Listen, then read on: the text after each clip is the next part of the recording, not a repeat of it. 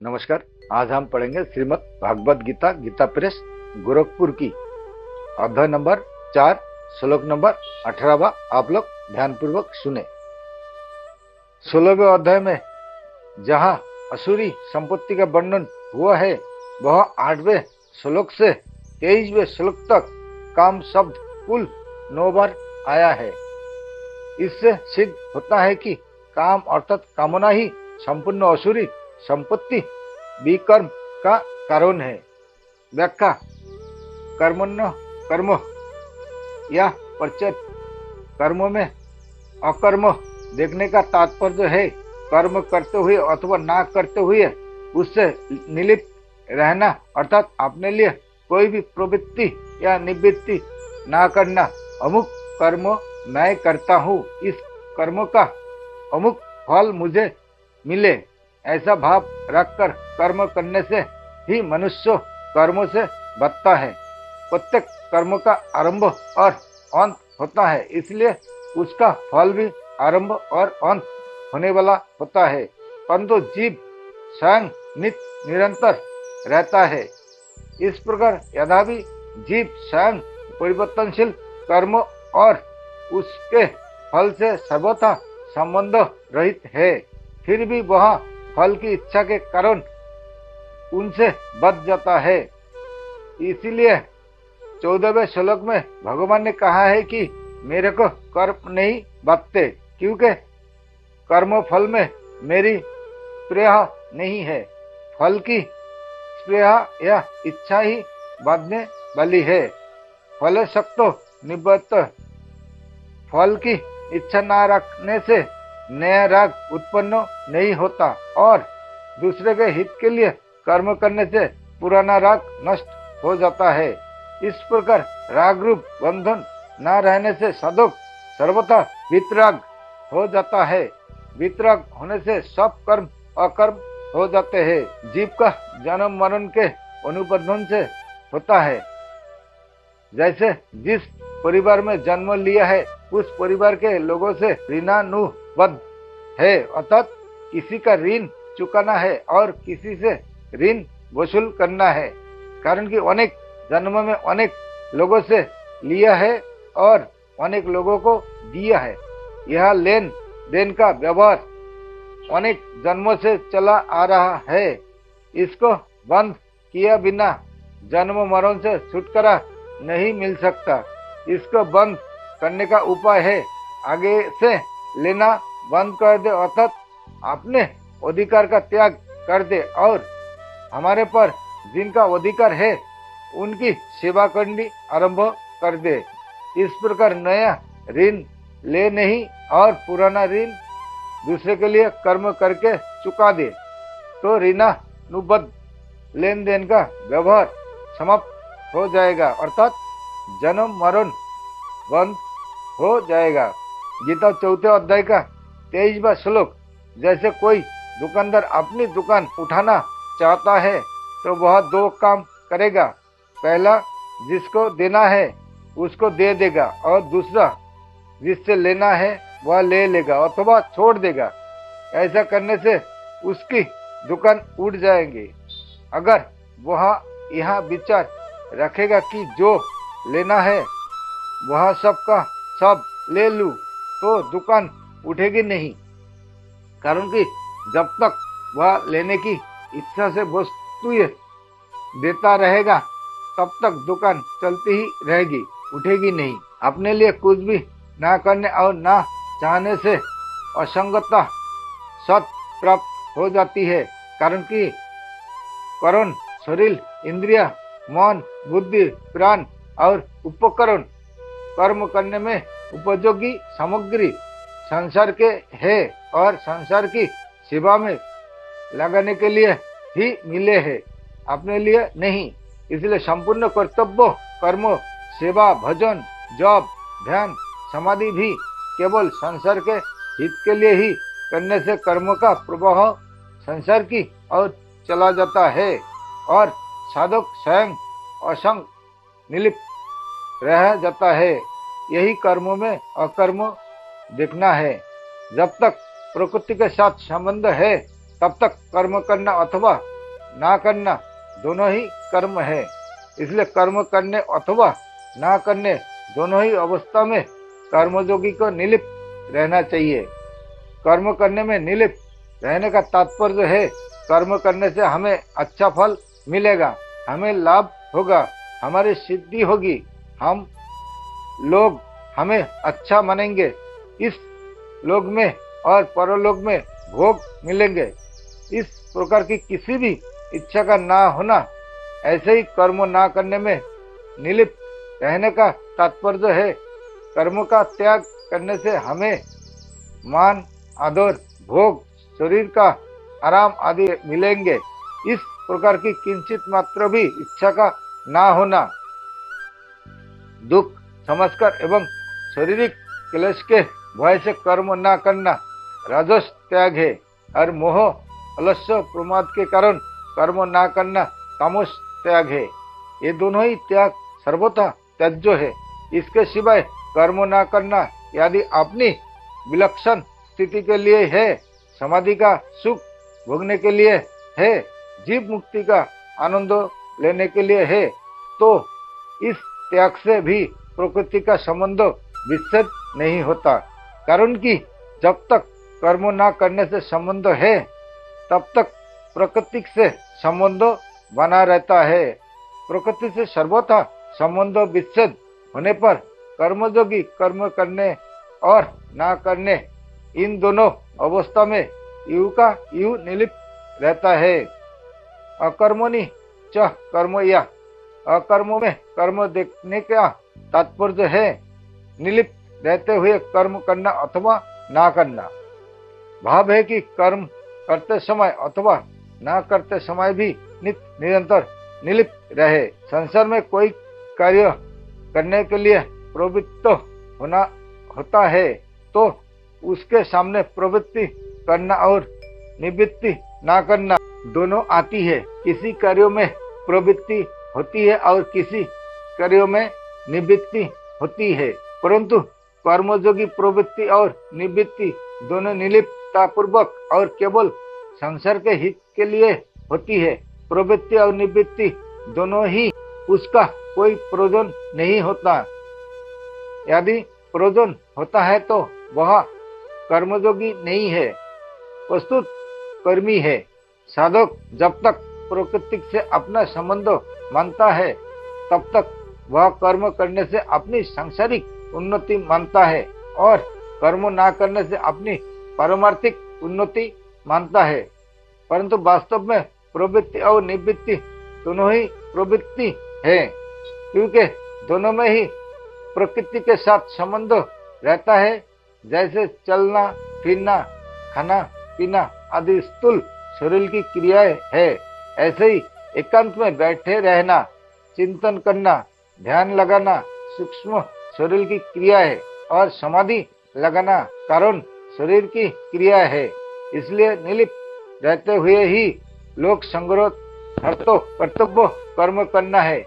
यही अकर्म में कर्म है। इसी को दूसरे अध्याय के 48वें श्लोक में जगस्त कुरु कर्माणि योग अर्थात समता में स्थित होकर कर्म कर दोनों से कहा गया है। सांसारिक प्रवृत्ति और निवृत्ति दोनों कर्म है।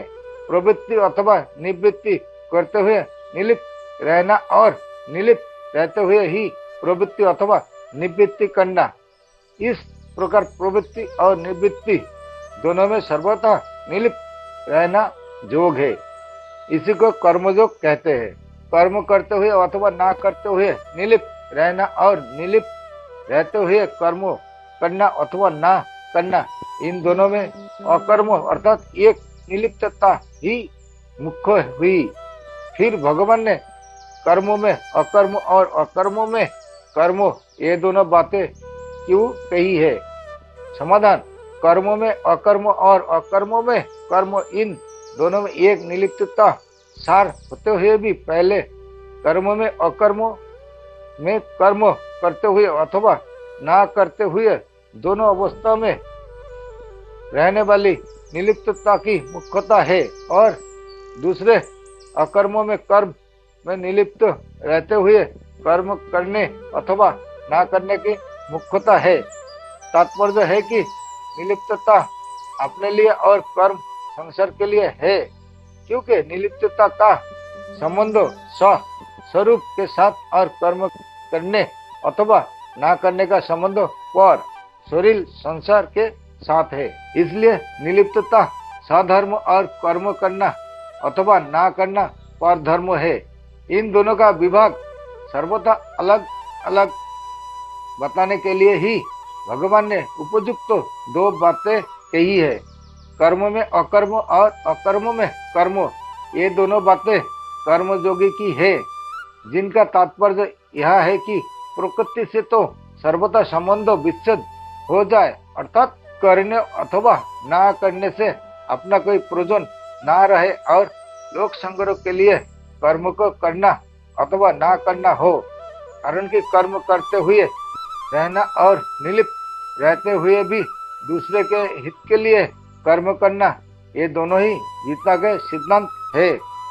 प्रवृत्ति करना और निवृत्ति ना करना दोनों प्रकृति के राज्य में ही है। प्रकृति निरंतर परिवर्तनशील है, इसलिए प्रवृत्ति का भी आरंभ और अंत होता है तथा निवृत्ति का भी आरंभ और अंत होता है, परंतु इससे सर्वथा अतीत परम निवृत्त तत्व अपने स्वरूप का आदि और अंत नहीं होता।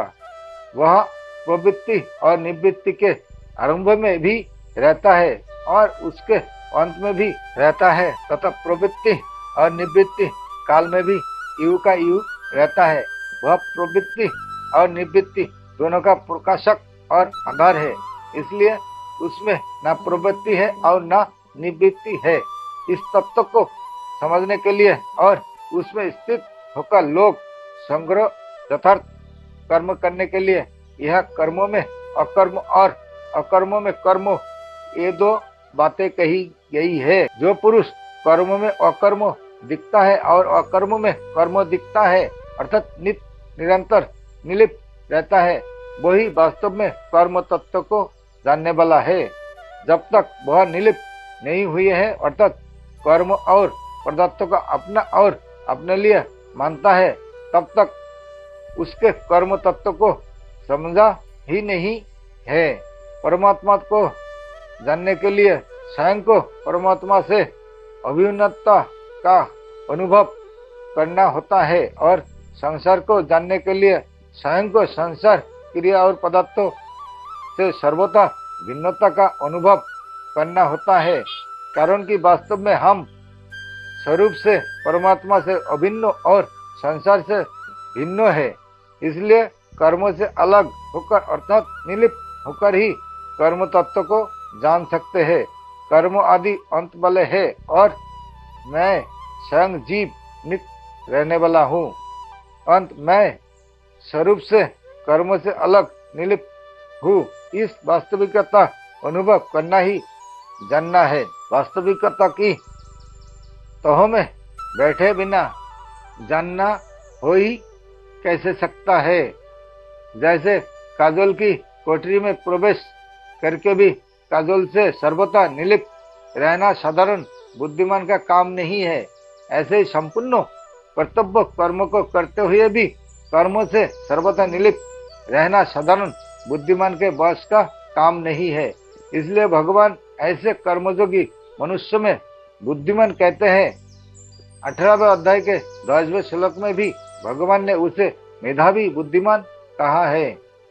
अभी 17वें श्लोक में भगवान ने कर्म, अकर्म और विकर्म तीनों का तत्व समझने के लिए कहा था। यह मनुष्य सु बुद्धिमान पद देकर भगवान मानो यह बताते हैं कि जिसने कर्मों में अकर्म और अकर्मों में कर्म के तत्व को जान लिया है, उसने सब कुछ जान लिया है, अर्थात वह ज्ञान तत्व हो गया है। सयुक्त कर्मयोगी सिद्धि आसक्ति में समोह रहता है। कर्म का फल मिले या ना मिले, उसमें कभी विषमता नहीं आती, क्योंकि उससे फलेच्छा का सर्वथा त्याग कर दिया है। समता का नाम योग है। वह निरंतर समता में स्थित है, इसलिए वह योगी है। प्राणी मात्र का परमात्मा से सत सिद्ध नित्य जोग है, परंतु मनुष्य ने संसार से अपना संबंध मान लिया, इसी से वह उस नित्य जोग को भूल गए। तात्पर्य यह है कि जड़ के साथ अपना संबंध मानना ही परमात्मा के साथ अपने नित्य संबंध को भूलना है।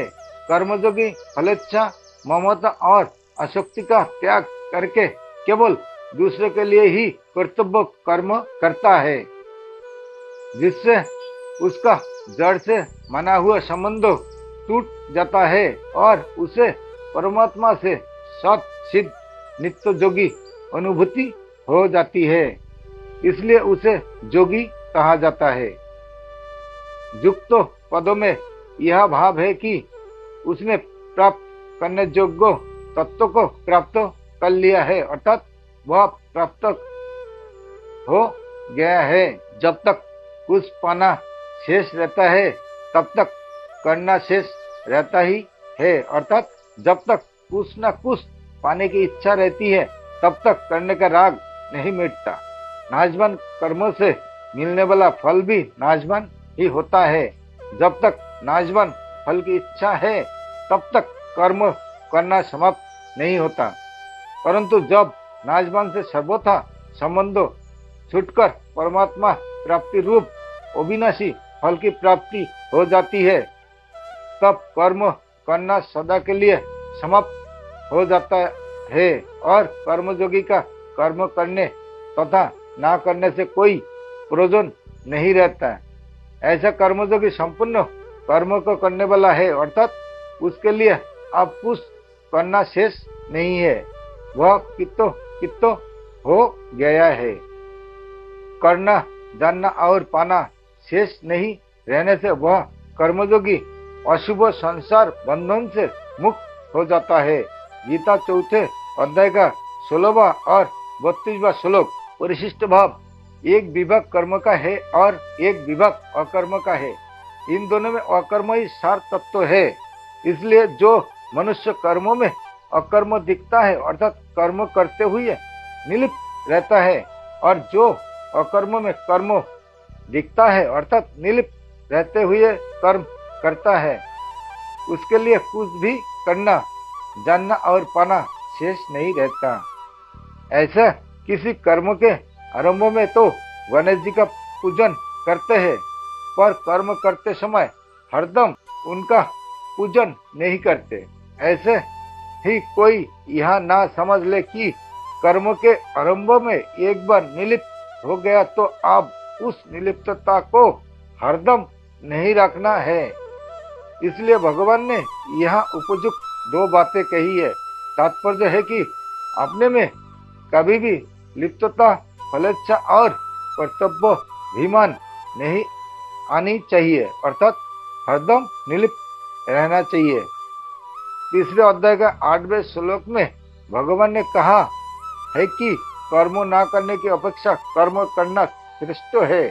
कर्म एवं हंक मन, और यह बताते हैं कि कर्म करने की अपेक्षा भी अकर्म अकर्तव्य को देखना श्रेष्ठ है, और ऐसा देखने वाला मनुष्य के लिए कुछ भी करना, जानना और पाना शेष नहीं रहता।